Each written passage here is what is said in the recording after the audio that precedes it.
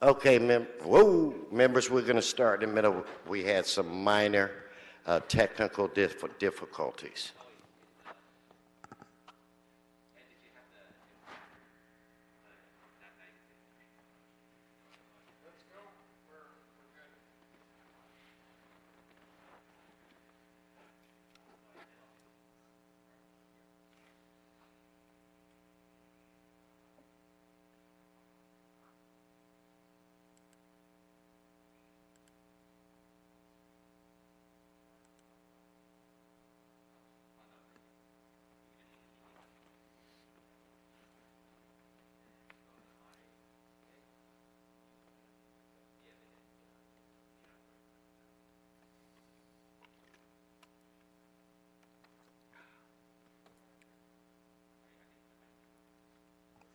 Okay, I think we are ready to go. Uh, do we pull this up on my computer here, or Drew, I might want to look at, yeah, that helps a lot. So anyway, good evening, not good evening, good afternoon. Welcome everybody to the Ad Hoc Police Reform Committee.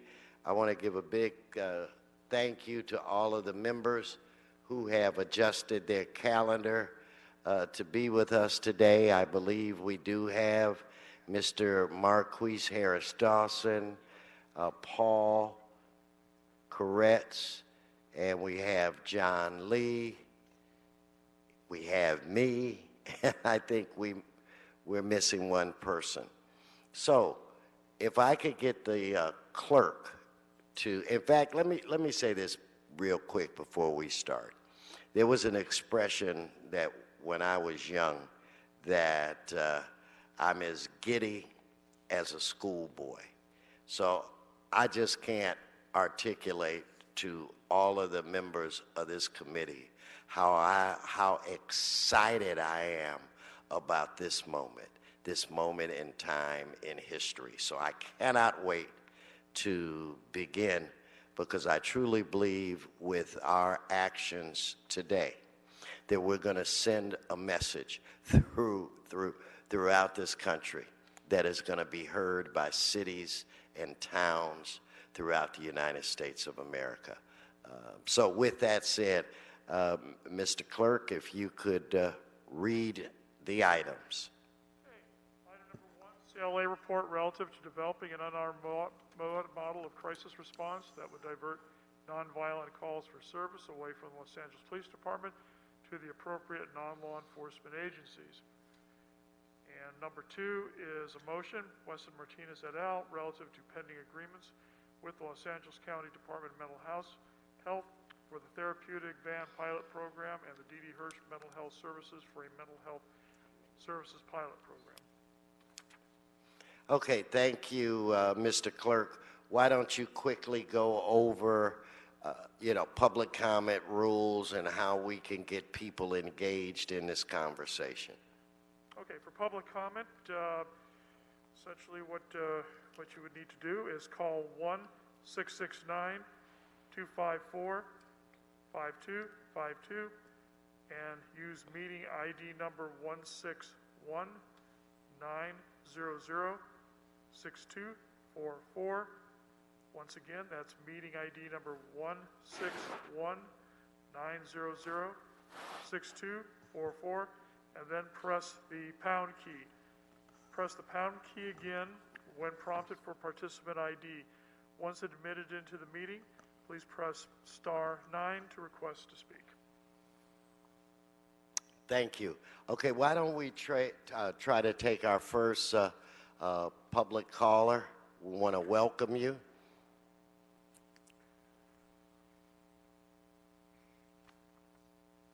Caller with the last 4 digits of 4492, please use *6 to unmute yourself.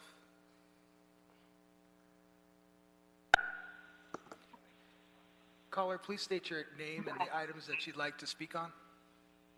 Hi, yes. My name is Martha Noblet, and I'm calling to speak on items 1 and 2 with regards to mental health services and the police involvement there. Having personally experienced the LAPD and their lack of training and empathy during mental health crisis. I truly believe that they have no place whatsoever in that process, and that those services are better off provided by people who are trained in those areas, and funding for those services should be diverted from the police to mental health professionals. I yield the rest of my time.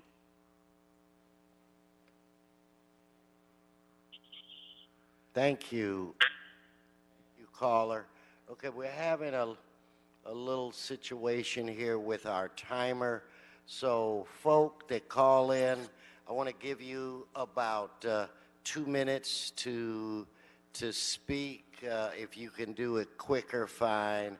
But I think that this is a very important subject, and I want to give you flexibility so that you can complete your thoughts. So the next caller is...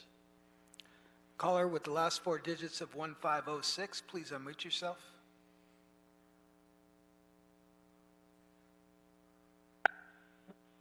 Caller, please state your name and the items you'd like to speak on. Sure. Hi, my name is Carrie, and I'd like to speak on items 1 and 2, as well as public comment. You have 2 minutes. For item 1, sorry? You have 2 minutes. Sure. I definitely support item 1. We need alternatives to policing. I think that'll only help our communities. I think police only bring harm to our communities. We've seen it over and over. So I definitely support item 1. I support item 2 as well. Police officers cannot and should not act as mental health first responders. They're not equipped to do so, and they're not trained to do so. So, like, why should they, you know? And I yield my time. Thank you. Thank you very much for calling in. If we could have our next caller.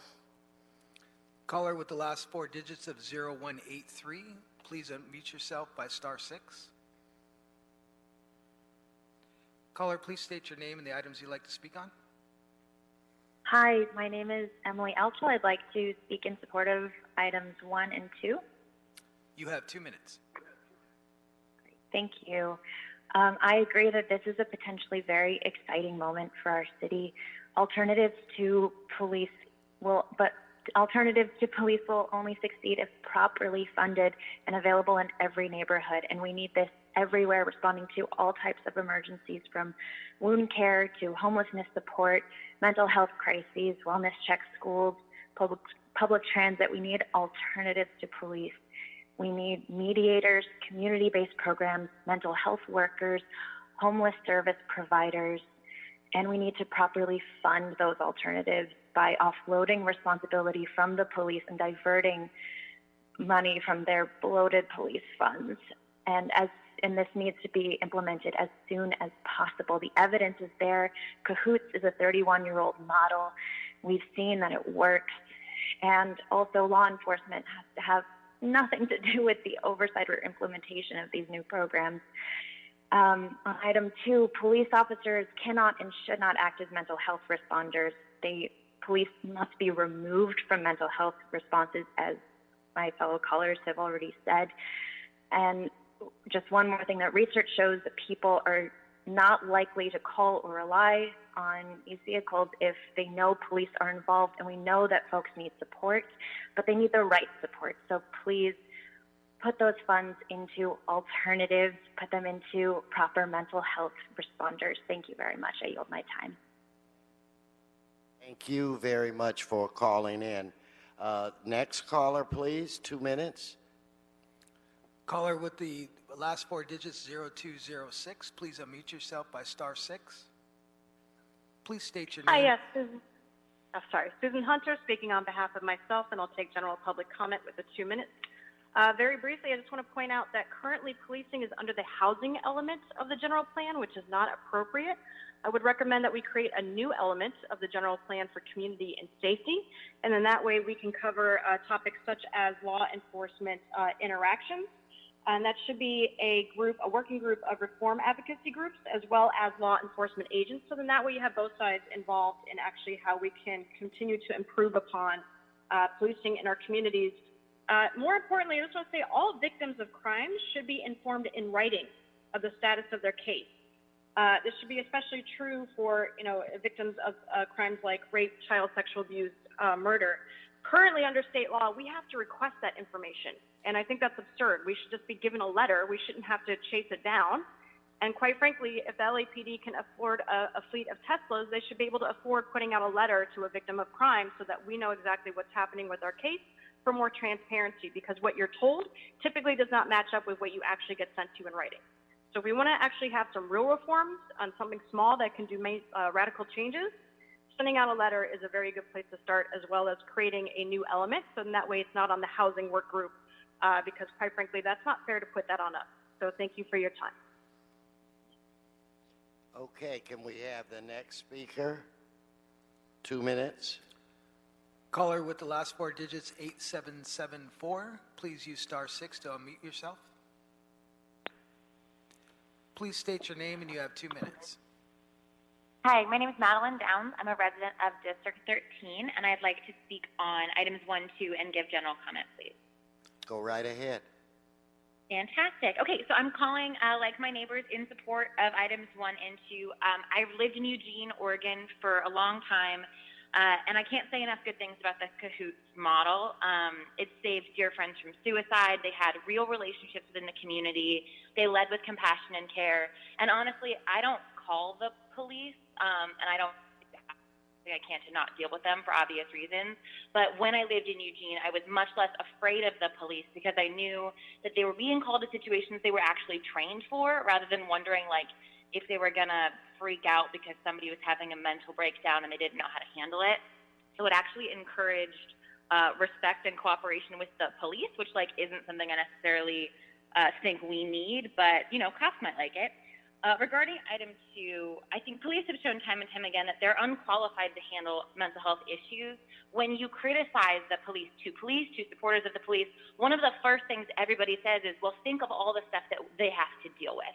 Think of all of the crises that we are sent into that we're not qualified for. Even the police will admit that they have no place in this conflict resolution. They don't belong in this situation. And also, if you want to go on the fiscal responsibility road, Eugene's a much smaller town than Los Angeles, obviously. It costs $2.1 million to run the Cahoots program, and it saved the city of Eugene and Springfield a combined amount of $8.5 million, and they fielded 17% of the region's emergency calls. It just turns down the heat on a lot of people, saves everybody a ton of money. It's a really excellent program. And also, as a person who has lots of friends with suicidal issues who I worry about, I will never call for a wellness check for them, because statistically they are more likely to be harmed by the police than to hurt themselves based on their demographic makeup. So if we really want to be taking care of our citizens and using our money for what it should be for, we should divert 1 helicopter's worth of money to a program. Thank you. Okay, other speakers? Caller with the last four digits, 2172. Please use *6 to unmute yourself. Please state your name. Hi, this is Robin. It's Robin Petering, and I want to speak on item 1 and 2. You have 2 minutes. Great. Yeah, I agree with the last caller. I am a social worker here in Los Angeles, and I have been for 10 years. I'm also a public health scientist. But before all that, I was a homelessness outreach worker in Eugene, Oregon as well. Cahoots was a program that I worked for. It was also a program that I relied on a lot. It's effective. It makes the city more safe. We had a better ability at meeting the needs of our unhoused neighbors and the crisis that existed within our community. Los Angeles would be so... we're at a great opportunity to uptake this program. It's here, ready and available at any moment. So I'm in full support of this type of model. And again, agree with the previous caller that it would save us a ton of money as well. And I guess in terms of item 2, with mental health crisis response, as a social worker, again, I think that mobile crisis response is really, really important. But one thing that we really need to make sure is that this is not in conjunction with the police. There are so many people that are afraid to call the cops. And I think we need to think about that real reality, right? I've worked with several. I think one thing we're really not addressing in the city is women that are experiencing violence with their partners, and they're not going to call the cops because they're going to be arrested if the cops show up, particularly if they're gang involved, if they're undocumented, all those things. So again, really support Cahoots as a model. We need these, and we need these programs very soon, like immediately. Thank you, and I yield my time. Thank you. Thank you so very much for calling in. Next speaker. 2 minutes. Caller with the last four digits, 6838. Please use *6 to unmute yourself.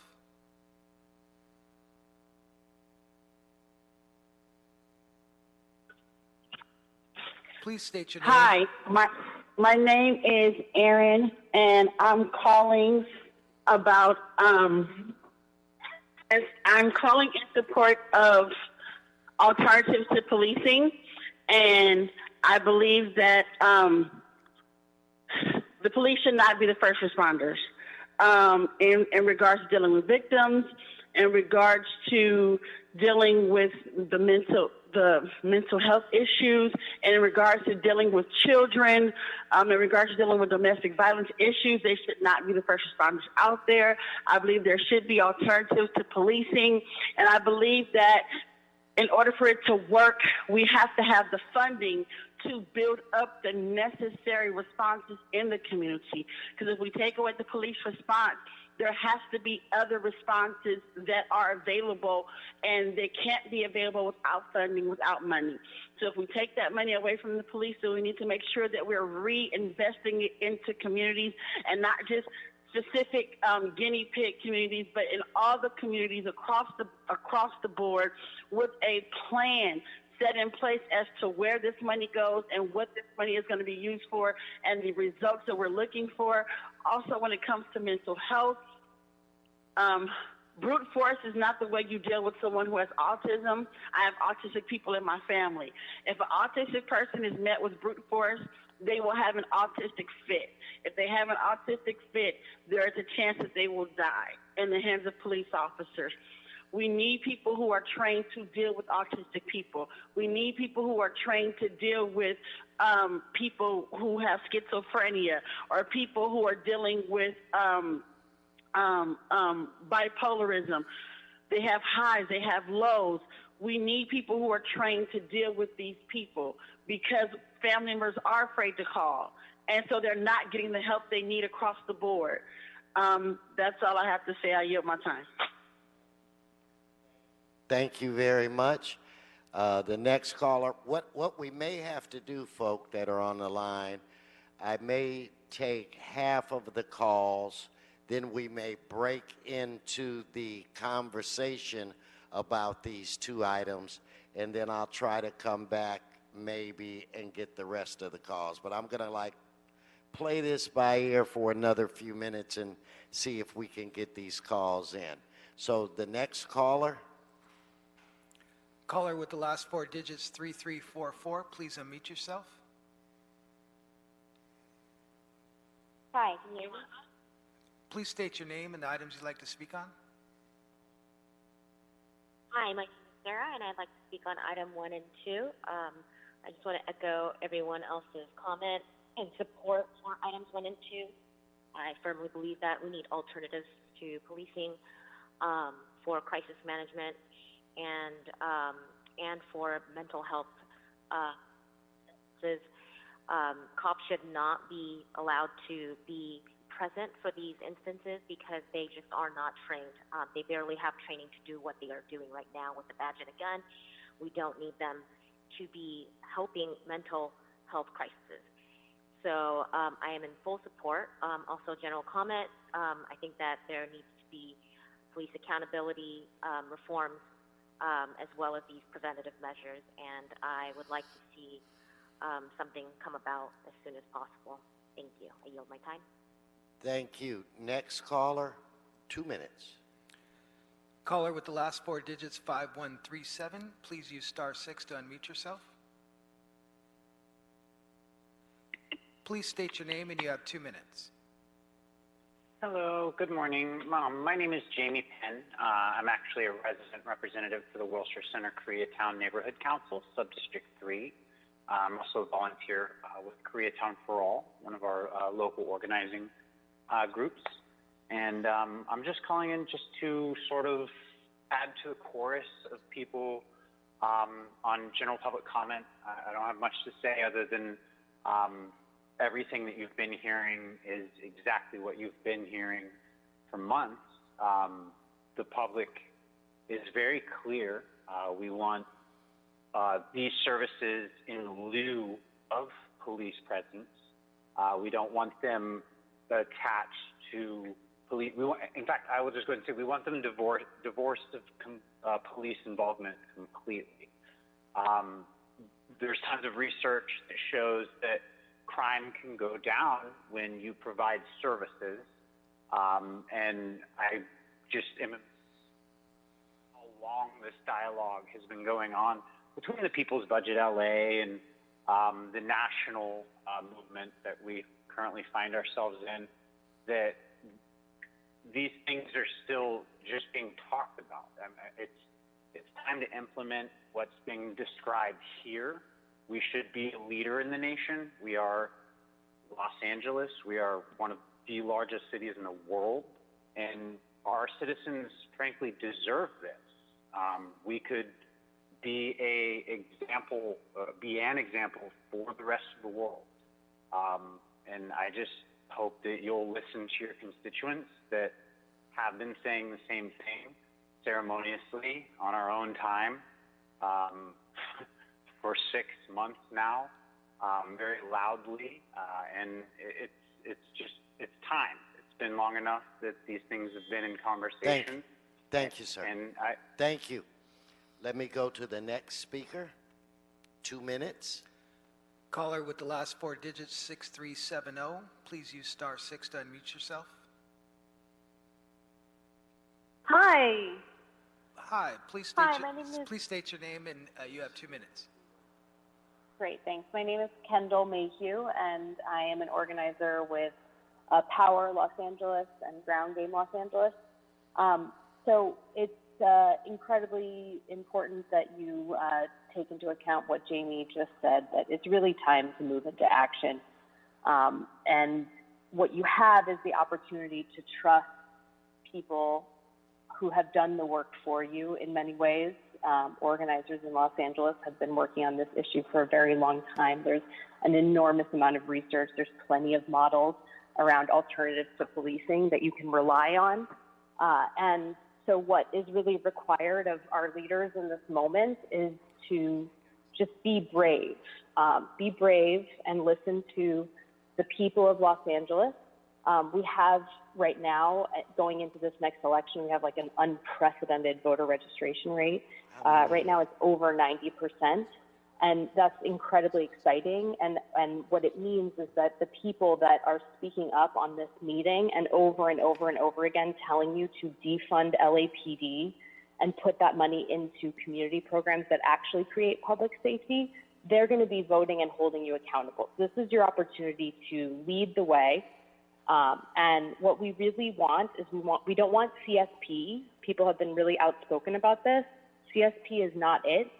What we want are actual alternatives to policing. And we already have, we're looking at a time of building a brand new economy here in Los Angeles. And that means that we should be investing in mental health professionals, social workers. That kind of job is what we need to be investing in, and taking money out of this like authoritarian jailing, policing model that hasn't worked for our city and has brought us to this point.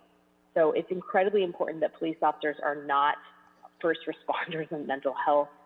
There's a ton, and in particular because we're Los Angeles, we lead on mental health care here, so we have an opportunity to invest in. Thank you. Let's go to our next speaker.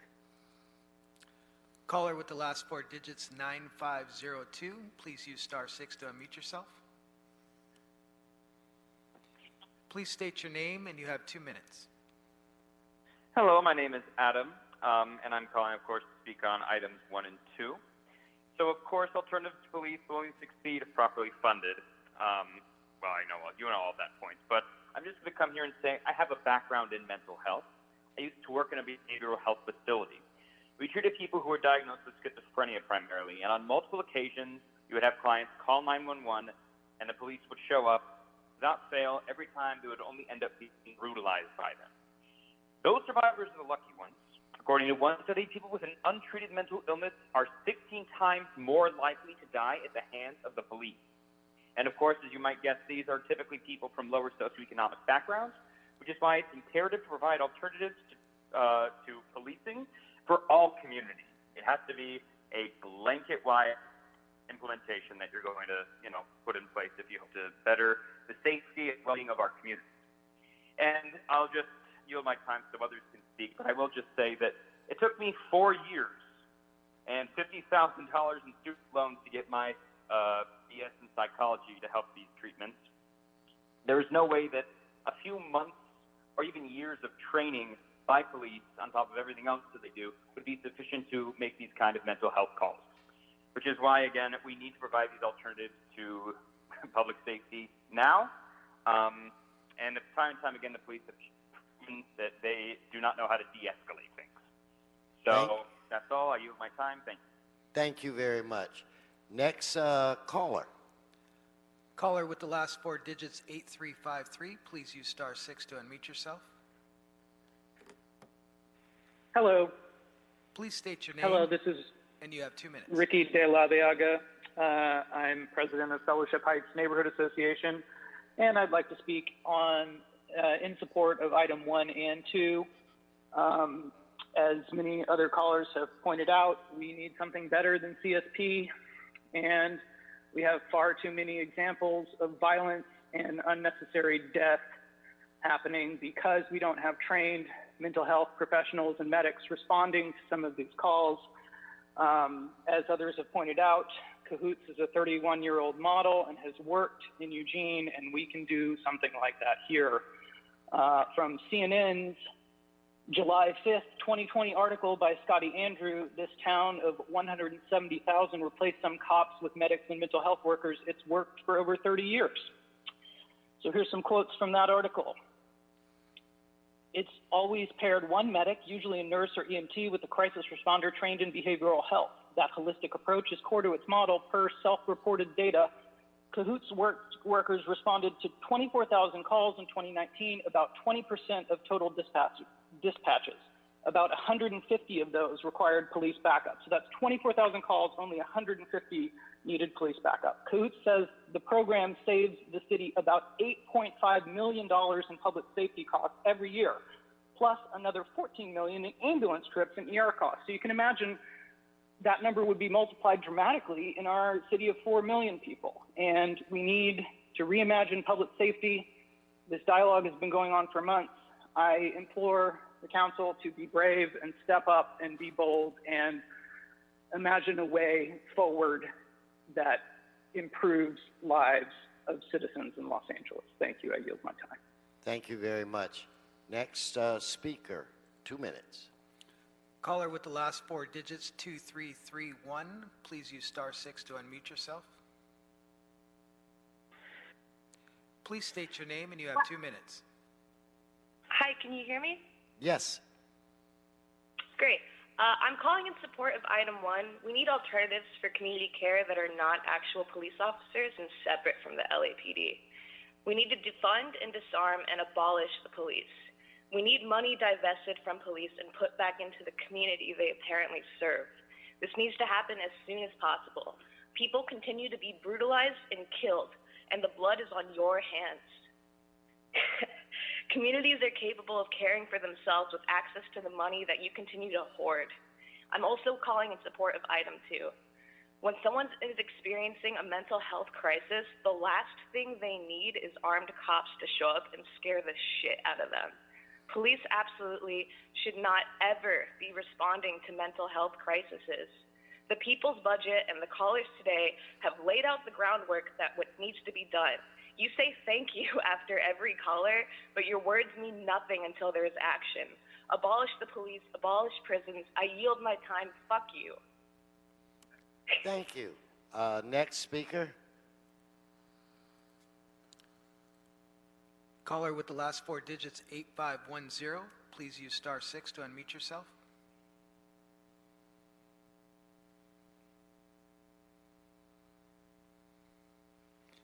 Caller with the Thank you, caller. Can you please state your name, and you have 2 minutes.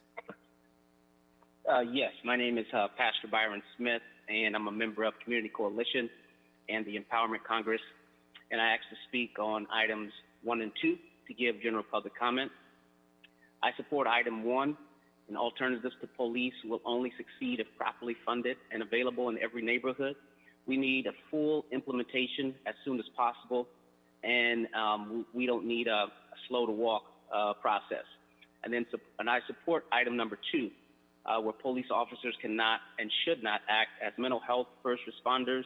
Police must be removed from mental health responses because if they're trying to call to mental health responses, they're operating outside of their scope of practice. I also believe that alternatives in highly policed communities will achieve community safety by equitably funding community-based programs and intervention and prevention. And I demand that this committee schedules a hearing for the LADOT motion, and we also ask for the support of all of the council members to move the motion into council. Thank you, Reverend. Next speaker. Caller with the last four digits 6975, please use *6 to unmute yourself. Please state your name, and you have 2 minutes. Hi, my name is Jewel. I'm calling in support of item 1. I'm echoing what a lot of other callers have called in to say, and to remind you that if something like this does get funded, which we are hoping and praying and demanding that it does, that it needs full implementation as soon as possible. If you slow walk implementation, you will doom it to fail. There's no time for a report back or a pilot, and the evidence is there, as Cahoots has been pointed out. It's a 31-year-old model. And law enforcement cannot have anything to do with oversight or implementation of this program. They have been shown to just sabotage anything like this every step of the way. Please, please, please support safety in our communities. I'm also calling in support of item 2. Police officers cannot and should not act as mental health first responders, and research shows that people are not likely to call or rely on these vehicles if they know police are involved. In fact, something I read recently was that callers who are in Eugene, Oregon, who are familiar with the Cahoots program have sometimes been afraid to call because you have to call through police lines in order to get to Cahoots. So please take this into account. Thank you for your time.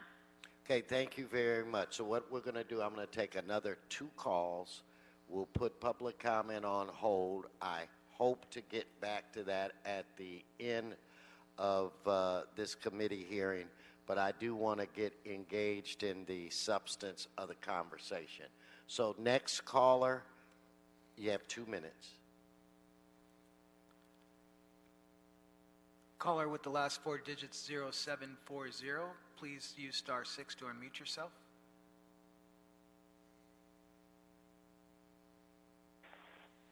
Please state your name, and you have 2 minutes. Hi, I'm Christina Stars. I'm a member of Community Coalition, and I was calling to support item number 1 and item number 2. Number 1, the alternative to police, and it will only succeed if you guys give us the funding that we need in every community. And also item number 2, I do believe strongly that police officers are not equipped to deal with mental health issues. We've seen it play out in the news time and time again where innocent lives have been lost because the police did not know how to properly handle people with mental health issues. So I'm strongly supportive of item 1 and item 2. Thank you for taking my call. Thank you so much for calling in. Next caller, you'll get 2 minutes. Caller from a private number, please use *6 to unmute yourself.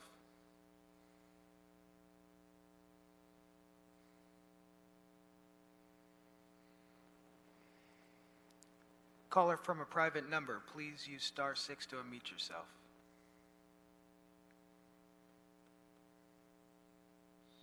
Just go to the next one. Caller with the last four digits, 8510, please use *6 to unmute yourself.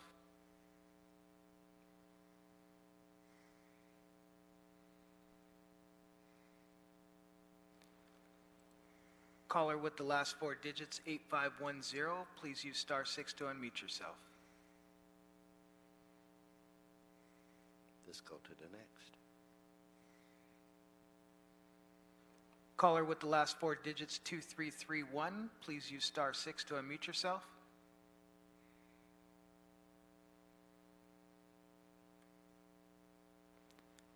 Caller with the last four digits, 2331, please use *6 to unmute yourself. Let's go to the next one.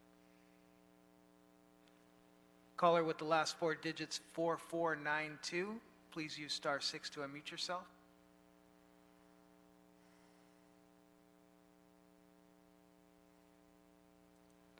Caller with the last four digits, 4492, please use *6 to unmute yourself. Next one.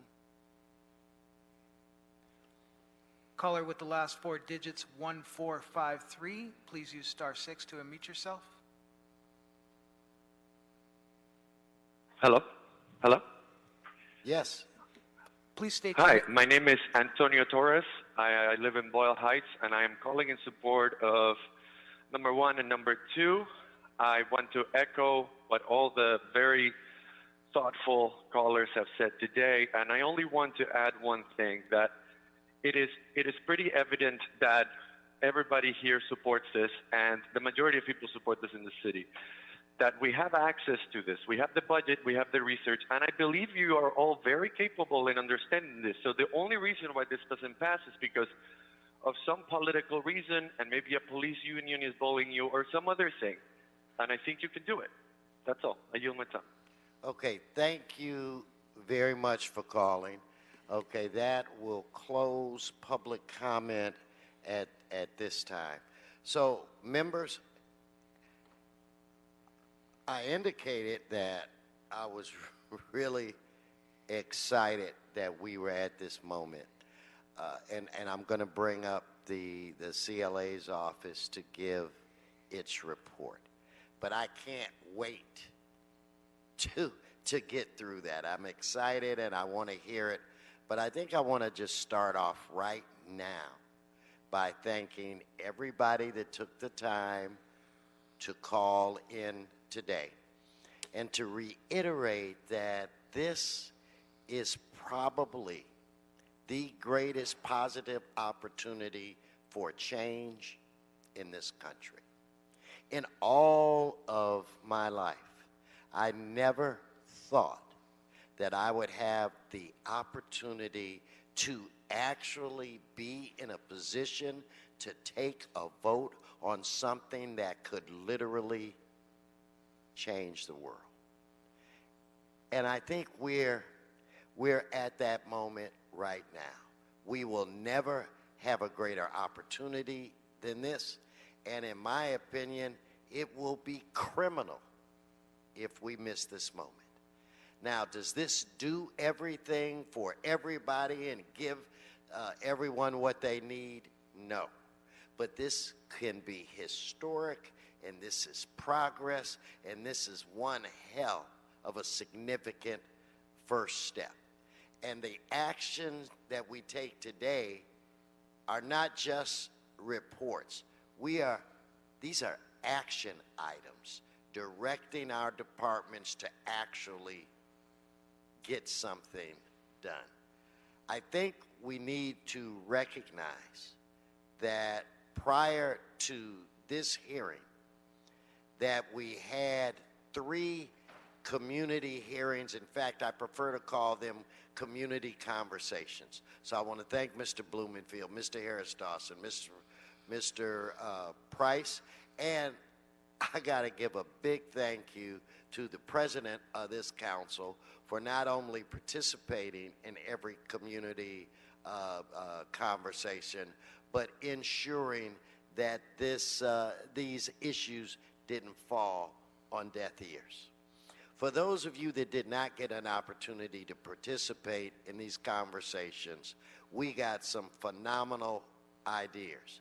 But there were primarily 3 or 4 major themes that the public, the people that we work for, told us that they want to see happen.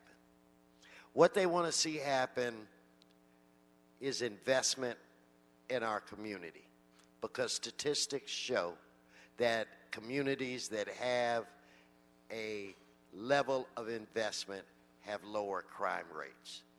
The action that we take today can play a role in that, because eventually we will be training individuals from our communities to provide these functions. Another thing that came up time and time and time again is that there is, and we just have to figure it out, a better way to deal with individuals who suffer from mental challenges. That we gotta figure out how to touch them, de-escalate situations, or ensure that situations don't escalate. Another thing that they brought up was we have to creatively figure out a better way to deal with our homeless population. That we can't move them from corner to corner. That somebody needs to connect with them and to talk to them. Another thing that they talked about was providing a level of service for individuals that were on the street and maybe under the influence of alcohol or some substance. So with the conversation today, we're going to try to address a lot of these issues. Now, I know that there are individuals that, fear that by trying to take nonviolent situations and putting, unarmed professionals in charge of those things, they fear that that might adversely affect the police department. But I'm here to tell you, and I'm sure just about everybody could attest to this, I have yet to meet a woman or a man who joined the police department because they wanted to supervise cleanups with sanitation of homeless encampments. That's not why they wanted to become a police officer.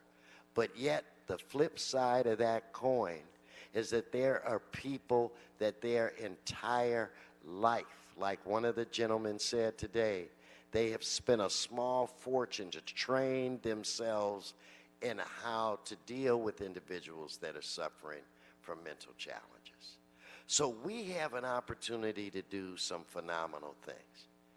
And the last thank you has to go out to the million of people who poured into the streets of the United States of America, from Florida to California, from New York to Washington, demanding that systems that have historically held back women and people of color be reformed. To all of you, from all races, all generations, all religions, the city of Los Angeles thanks you for that. But also acknowledge that the tip of that spear during this movement was a bunch of smart, progressive, determined individuals, part of an organization called Black Lives Matter. So we in the city thank you. So many individuals like myself have been waiting a lifetime to have an opportunity to do something like this. I want to thank each and every one of you for providing us this opportunity. So, last thing, I just thought about it. A couple of people referenced, to all of the people like Marquise Harris Dawson and the president and Bob Blumenfield and Curran Price and others. This is just the beginning. Next week or the week after, we'll be having another hearing where we'll be having a conversation about traffic responses. And this, I'm proud to be a partner in this with Mr. Marquise Harris Dawson, Mr. Price, and also Mr. Bonin. And Mr. Harris Dawson, some of the things that we will do today, I believe will open up the door for you to do some of the things that you're the tip of the spear on, because we need to get some clarification and some changes in state law. So members, this is a time for us to be bold. This is a time for us to be courageous. And also, this is a time for us to say, politics be damned. If we can create a better world for our kids and grandchildren than the one that we've had to grow up in, I'd throw everything away just for that moment. So, with that said, before I go to the report from the CLA, Mr. Harris Dawson or another member, would you like to say something? No, it's all been said, Mr. Chair. I'm just eager for us to get to action. Like you, we've been waiting on moments like this my entire life. So there's nothing I have to say that is worth holding that up. So let's get busy. Well, I said too much, but I'm excited, man. I am alive today and we can make history. Any other member want to speak at this point in time? Okay, with that said, why don't we get the report from the CLA's office. Let's recognize them at this point in time. Thank you for your work and welcome. Thank you, Mr. Chair. Andy Galan with the Office of the Chief Legislative Analyst. Before you is a report relative to a motion instructing the CLA and the CAO, with the assistance of LAPD and LASA, to develop an unarmed model of crisis response that would divert nonviolent calls for service away from the LAPD to appropriate non-law enforcement agencies.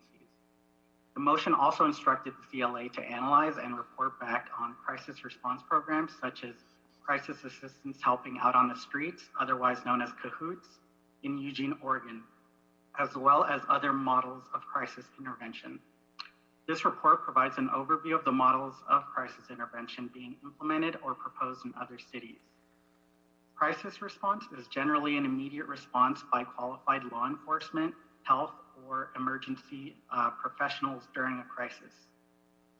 There are several specialized units in Los Angeles County that provide a co-response with law enforcement to provide specialized services.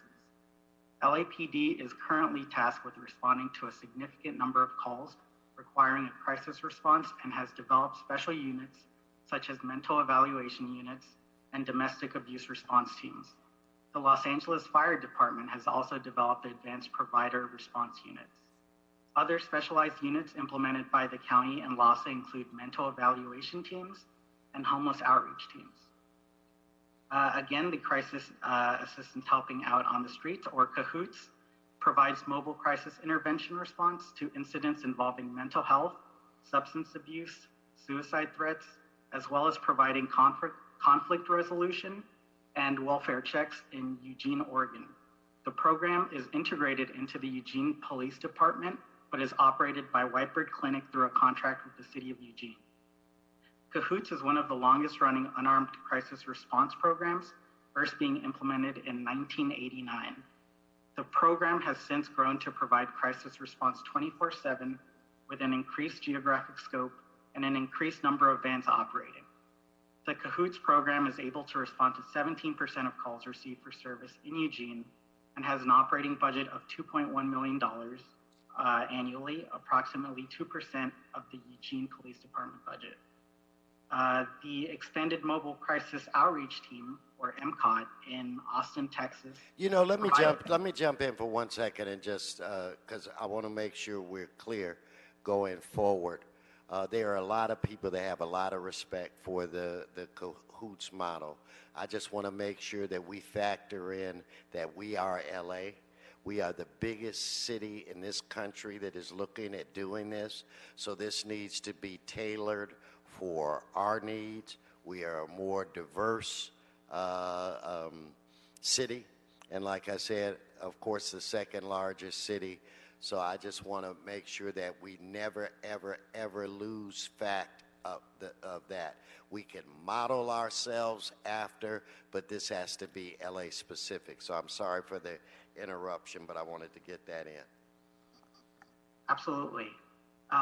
So to continue, the Expanded Mobile Crisis Outreach Team, again, MCOT in Austin, Texas, provides a 24/7 mobile mental health crisis response service for a co-response with law enforcement and mental health professionals. The service is provided by Integral Care, the County of Travis's mental health authority, in partnership with the City of Austin, and began operation in 2013. The annual budget for MCOT in 2018 was $1.4 million. And the Support Team Assist Response, otherwise known as STAR, in Denver, Colorado, is a mobile crisis pilot program established on June 1st, 2020, in order to remove police from nonviolent situations and provide assistance to those in need. The service is provided through a contract between the Denver Police Department and the Mental Health Center of Denver in collaboration with the Denver Hospital Authority. The term of the pilot will be 6 months, and a single van currently operates between 10 a.m. and 6 p.m. Monday through Friday, providing service to Denver's downtown area. The budget for the pilot program after cost savings is $78,000. The Mobile Assistance Community Responders of Oakland, MACRO, is a pilot program that will provide mobile crisis response to 911 calls for nonviolent incidents. Although the final pilot implementation plan is still under consideration, the program will receive an initial funding of $1.85 million through the Oakland Department of Violence Prevention. The City of Oakland has completed a comprehensive feasibility study for an unarmed crisis response and proposes a 12-month pilot operating 24/7 services in a narrowly defined geographic area that would include underserved populations. The Portland Street Response is a proposed pilot program in Portland, Oregon, to provide non-emergency response to those experiencing a mental health crisis or have a non-urgent medical issue to reduce police interaction with those who have not committed a crime. The Portland City Council approved the Portland Street Response Implementation Plan along with a $500,000 budget in November 2019. Although the pilot was delayed by the COVID-19 pandemic, the budget was increased to expand the number of teams and the geographic scope of the pilot. The Psychiatric Emergency Response Team, otherwise known as PAM, in Stockholm, Sweden, responds to emergency calls related to severe mental health or behavioral distress with a focus on those exhibiting suicidal behavior. In 2011, a 2-week pilot was conducted in Stockholm with a single nurse accompanying a police unit. The full program was implemented in 2015 for a term of 2 years following the success of the pilot. In 2017, the program was adopted as a permanent service. The cost of implementation for the PAM program was $6.5 million for the year of 2017. And finally, San Francisco's mayor has announced the creation of a 24-hour street crisis response team that would respond to calls related to behavioral health emergencies in lieu of law enforcement. The program is proposed to be funded for $4 million from the city's general fund for 2 fiscal years. Generally, crisis response programs are provided by municipalities in collaboration with nonprofits or governmental public health providers.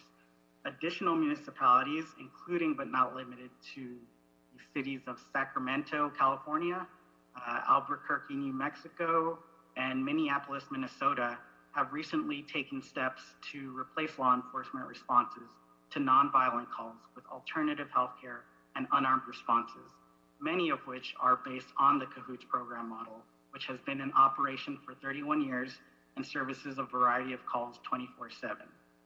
I'm available for any questions, as are my colleagues from the CLA.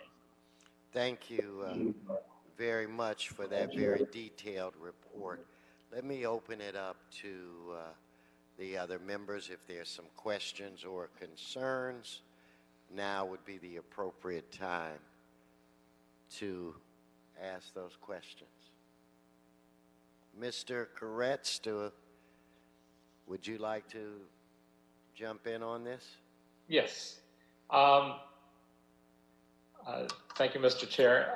This is an exciting opportunity. I think we all see it, and we would be the first big city to undertake this. So assuming it's implemented well and all goes well, I suspect other cities across the country and perhaps across the world will say, well, if Los Angeles could do it, we could do it. So I think the impact will be felt far beyond our borders. I would only encourage that we implement this carefully. And my only real concern is that as we begin this process, that we watch out for the safety of our mental health professionals. So with that in mind, I have a couple of questions. One is, how often does, let's use Cahoots as an example, how often do they need to call for LAPD or their PD support once they're on the scene and find that some situations may need law enforcement backup? Again, Andy Galan from the CLA. I don't have the exact numbers in front of me, but the cases in which law enforcement presence is needed is very minimal. I believe it's within the single digits annually, and such is the case with similar programs implemented throughout the country. And have mental health professionals ever been attacked or injured in any of these programs? I don't have that information available. I can look into it and get back to your office on that. But just very cursory, based on the research that our office conducted, we found no cases in which mental health professionals were injured. And do all these programs just have the mental health professional going out on their own, or their team going out on their own with the ability to call their PD if needed, or are some of them in combination to begin with? So I would think it talks about nonviolent situations. That's sometimes hard to judge. And also I would assume at some point we look to handle those with more potential for violence in a not just LAPD response as well. I think back to an incident that I recall, unfortunately, 25 years ago or so, when I was working in West Hollywood City Hall. We had an employee who had a party with his husband and a few couples, and at one point the husband said, "All right, everybody out, I am going to shoot my partner." And everybody left with guns pointed at them, and that's what happened. He shot and killed his partner. Now, I always thought, I mean, this sort of haunts me to this day, even though I had nothing to do with it directly. What would have been the appropriate response? Would you have wanted LAPD to break in the door? Would you have wanted a mental health professional or team to come and try to calm him down?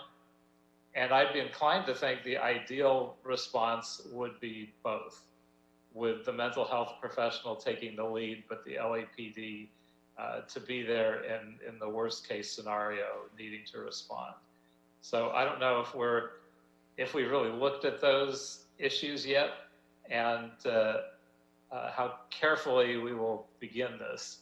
I certainly think this should be done as a pilot program to work the kinks out of it, especially if it turns out that there are things that need to be done to avoid endangering mental health professionals. So I'd ask you to respond to all of those things and just say otherwise. We're a much bigger city than the other places that have been done, but I think if a city is 100 times smaller, you just do the same thing 100 times. I don't think the size should intimidate us. I think we should try to make this work on a smaller level and at some point go citywide, assuming this goes as well as we hope. Thank you, Mr. Koretz. Any other members want to weigh in at this moment?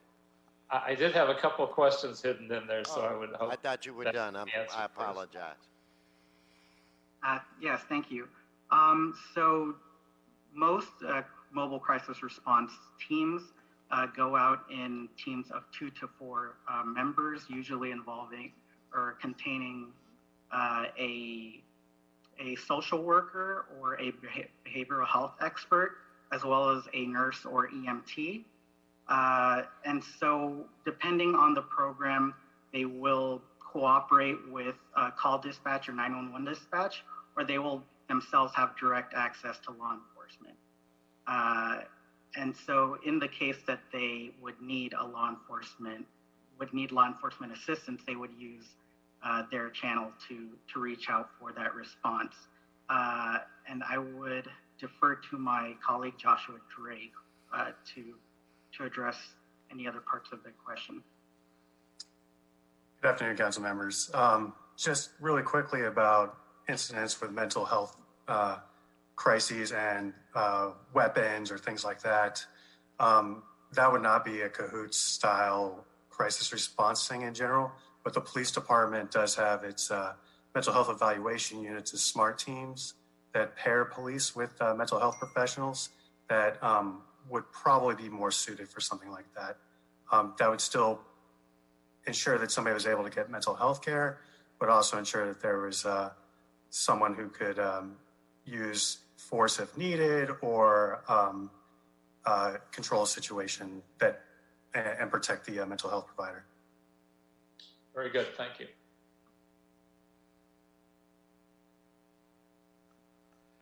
Okay, you're good, Mr. Koretz, for now? Yes, thank you. Okay, I think Mr. Lee, did you want to chime in? Yes, thank you, Mr. Chair. I also am excited about this discussion that we're having. I think, I said for many years, more attention needs to be paid to the unfortunate, citizens of Los Angeles suffering from mental illness, living on our streets, and any new approach. Right now, what seems like the only thing that tool that we have is repetition and making sure that we're going constantly and back. And so anything geared toward that, obviously with the mental health professionals who are trained in that, I think that's a wonderful way for us to work towards. There's a lot of benefits that have already been spoken about. There's other benefits, obviously, freeing up hospital space, freeing up our LAPD to focus on their core responsibilities. But Andy, the question is, I want to make sure that whatever response that it's well coordinated with LAPD, LAFD, and that's all through the cahoots model. That's all done through their 911, right? It's still a 911 response, and then we have someone sort of evaluate the appropriate response on who to send out, whether it be our SMART team or whether it be just mental health professional. Yeah, so under the cahoots model, the number is the same as the police department's dispatch. However, the dispatchers themselves have been trained to recognize whether a call is appropriate for a law enforcement response or for a cahoots response. Okay. Well, it seems with that, I think I, in the report, read somewhere that there's only over, through the life of this program or through a certain period, only 150 calls have had added needs. So, I mean, that seems like that they're pretty well trained and pretty well good at understanding, but how to assess each program or each problem that comes up. So that's great. Just really excited about this. Thank you, Mr. Chair. I really appreciate the opportunity to speak about this. Thank you, Mr. Lee, for your engagement. Any other concerns or questions? Okay, Mr. Clerk, were you given the document as to the recommendations that this committee's making that we go forward on? No, I have not, Mr. Chair. Let's, I want to give it to you. Mr. Chair? Have you read it, and then I'll have an amendment or two at the end. Mr. Chair, before you do that, I actually had a follow-up question. Is it okay for now to say that now? Yes. Okay, I just wanted to follow up on Mr. Lee's question. Oh, I'm so sorry. I didn't see Mr. Harris Dawson in here now. We got these tiny cameras. I didn't even know it was you. I thought I was talking to the clerk for a minute, but no, please, I'm welcome to have you engage. Thank you for so I just all wanted your to follow work. up on Mr. Lee's question. I thought it was a very good question, and I'll give a example of this from the Community Safety Partnership program, and just want to hear what you all think about it. Community Safety Partnership program, because the same officers are in the same neighborhood all day, every day for weeks and months, after a while they learn the houses that have a mental health person, a person with a mental health problem in that house. They learn what the nature of the problem is, when they're likely to have flare-ups. The same thing is true with substance abuse. So when they're off duty and a regular officer gets a call to that address, they can call a CSP officer and they can say, that's Mr. So-and-so. He was in Vietnam. He's got post-traumatic stress and he has, schizophrenia sometimes. So just be careful. Don't yell at him or whatever.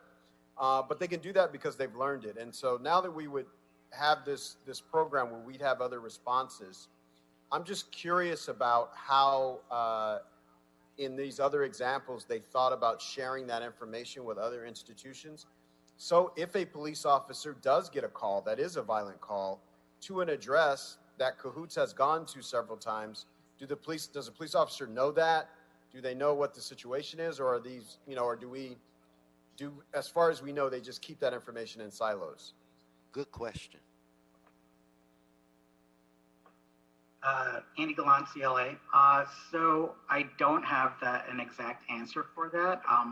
What I can respond to is to say that when law enforcement is called, it is because it is called specifically by the Cahoots or the mental health team.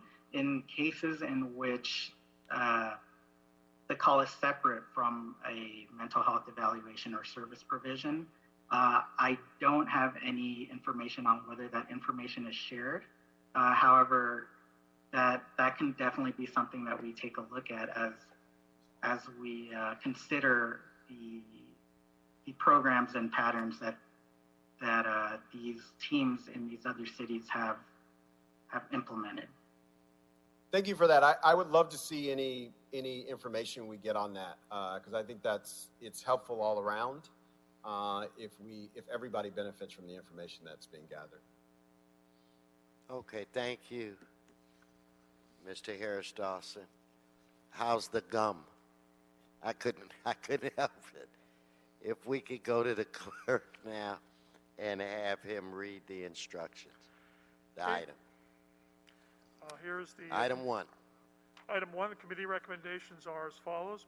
1, direct the city administrative officer with the assistance of the police department, chief legislative analyst, and city attorney to develop and issue a request for proposals seeking one or more nonprofit partners to implement a pilot program for mobile crisis response modeled after the Cahoots program, which would enable 911 operators to dispatch contracted service providers and specialists for nonviolent calls that may have a social services component in the city, including mental health, substance abuse, suicide threats, behavioral distress, as well as providing conflict resolution and welfare checks. City departments should consider the following in the development of the RFP. A, size of the city of Los Angeles in population square mileage. B, number of mental health related calls diverted to the LAPD and LAFD. C, diversity of the city, including but not limited to racial demographics, the number of languages spoken, number of people living in poverty, number of people experiencing homelessness, homeless-related mental health calls, substance abuse-related calls. D, any other factors that may be relevant to developing this type of program to meet the needs of city residents. 2, direct the CLA with the assistance of the city attorney to report back on changes to state and local law that may be needed to expand the ability of unarmed civilians to handle certain duties currently handled by sworn officers that do not involve serious crime activity. 3, instruct the Personnel Department, with assistance from the CAO, to report back with recommendations to create a new civilian classification that would be responsible for responding to specified calls for service currently being handled by police officers. Well, and I appreciate that. We just tweaked it a little bit, and I just wanted to say to the members, Mr. Harris Dawson in particular, that item 2 is very critical moving forward, so that we understand what we might need to, or is it item 2, where it's where we need to look into the changes in state law so that the city's given the flexibility that we need. So I just felt that it was important that we would put this in now so we could look at this simultaneously. So also, Mr. Clerk, on item 2, I'm going to ask that we amend it. I will then get you to read it, but I want you to amend the motion to add UFLAC to the instruction. And that instruction is, I therefore move that the Chief Legislative Analyst, with the assistance of the Fire Department and the Police Department and the United Firefighters Los Angeles City UFLAC, be directed to report on the pending agreement between the LAFD and the Los Angeles County Department of Mental Health for therapeutic van pilot program, and that the pending agreement between LAFD and LAPD and the D.D. Hirsch Mental Health Services for a mental health service pilot program.